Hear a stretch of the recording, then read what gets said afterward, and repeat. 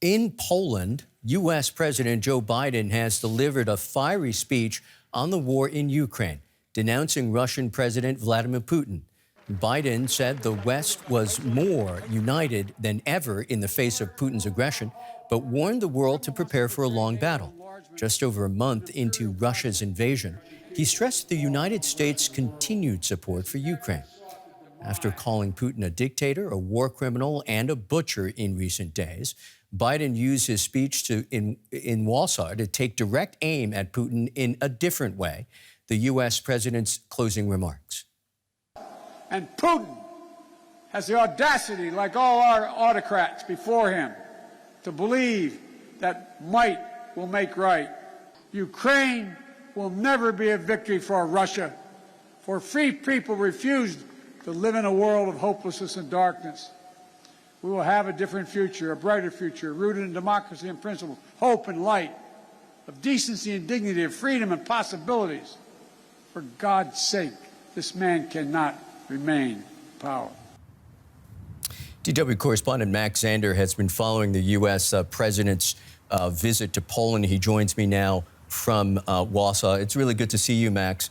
The White House moved very quickly to clarify this was an unscripted statement. This man cannot remain in power, that it was not a call for regime change.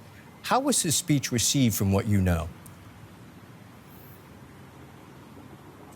Right. Morning, Michael. So that last line, indeed, that was something that made people here in Poland, but also around the world, really listen up. And as you pointed out, the president apparently went off script there. He didn't really elaborate on what he actually meant by that. But if so, this would be a complete 180-degree turn in terms of U.S. policy, asking for a world leader to be removed. And you said it already. The White House tried to walk back on these remarks. The Kremlin also ridiculed the remarks and said it's not on the U.S. president to decide who is president in Russia. But overall, this speech here was received as a very strong signal from Joe Biden, strong support and a message of strong support and solidarity, which people here on the ground have been waiting for, and also a strong warning against Putin that should Russia indeed move on other NATO allies, including Poland, that the U.S. would stand by their side and protect them. And this is something that people have been waiting for.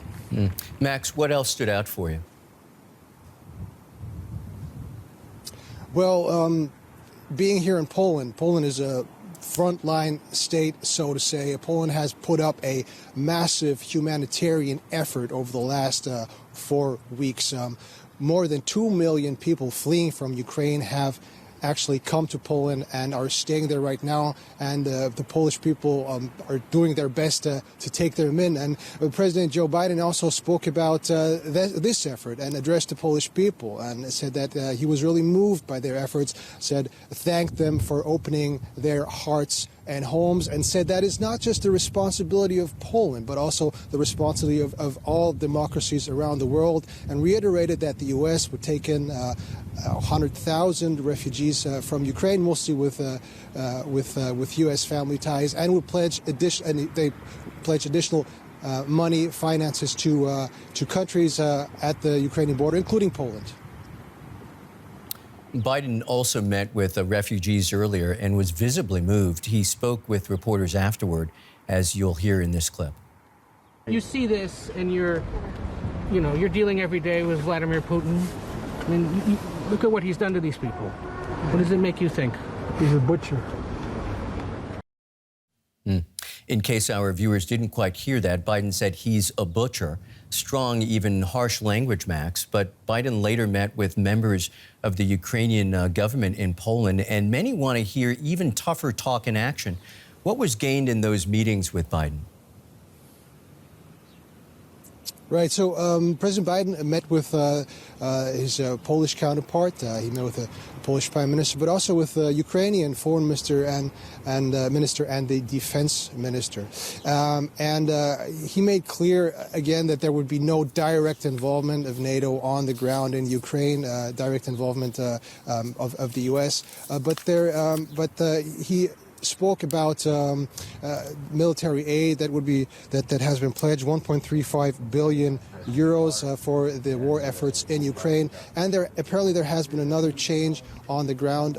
According to Kiev, Poland or U.S. is no longer blocking former or Soviet-era MiG fighter jets being delivered from Poland to Ukraine to help defend Ukrainian airspace. So this is probably not going to bring a change, a turn of events in the war, but this is certainly going to help them. And President Biden also mentioned that everybody should brace for a long fight. This is not going to be over soon. DW's Max Zander in Warsaw. Many thanks, Max.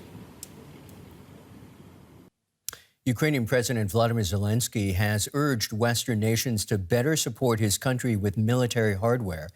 In a late-night video address, Zelensky said Ukraine needed 1% of NATO's aircraft and 1% of the alliance's tanks.